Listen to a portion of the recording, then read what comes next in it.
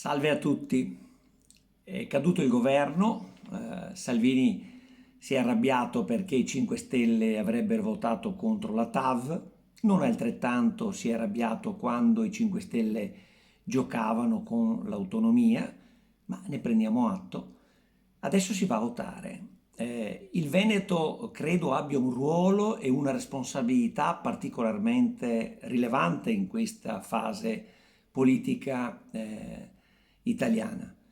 Dobbiamo decidere cosa fare. Dobbiamo far capire a Salvini, alla Lega, a tutti i contendenti politici che il Veneto è stanco di essere preso in giro, è stanco che non sia dato rispetto al proprio voto referendario del 22 ottobre 2017. Sono passati 22 mesi, il 98,1% dei veneti votanti ha detto che vuole l'autonomia, che vuole l'autogoverno, che vuole assumersi le responsabilità e nonostante i giochetti della politica romana, ad oggi non se ne è fatto nulla. Bene, adesso si va alle elezioni e noi chiediamo a Salvini, che si prospetta trionfante vincitore perché i sondaggi lo danno al 42% a livello italiano, quindi farà man bassa di consensi tanto al sud quanto al nord, di fare attenzione al Veneto.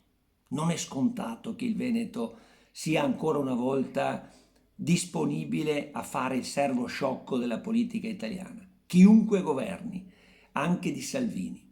Noi abbiamo rispetto per tutti, evidentemente, ma vogliamo essere rispettati. Vogliamo che Salvini, che si presenta alle elezioni, ci garantisca due cose. Questo lo dico come figura di indipendenza veneta, come candidato presidente del 2015 ho rappresentato, diciamo, l'anima e l'istanza indipendentista alle elezioni regionali. Oggi dico anche come aggregato di indipendenza veneta all'interno del Partito dei Veneti che io ritengo importante chiedere alla Lega, alla quale facciamo tutti gli auguri, di impegnarsi solo su due cose.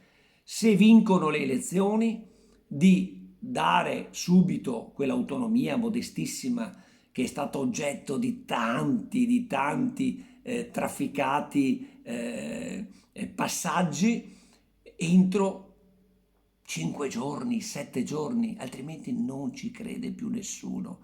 Al di là dei burocrati, al di là di tutti i veti tecnici, è solo un atto politico. 7 giorni.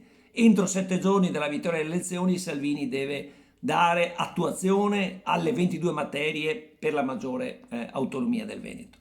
E poi un'altra cosa, solo un'altra cosa. Dire che non impugnerà mai e che si opporrà ovviamente ad ogni altro ostacolo che fosse frapposto alla volontà dei veneti di celebrare un referendum per la loro indipendenza.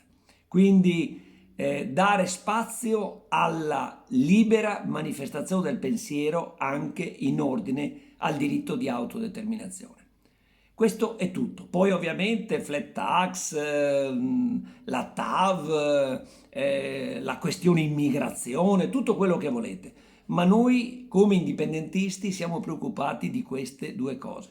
Potremmo anche sostenere l'avventura politica di Salvini, ma condizionatamente, ben distinto da quello che è il programma di Salvini, se Salvini si impegna su questi due punti.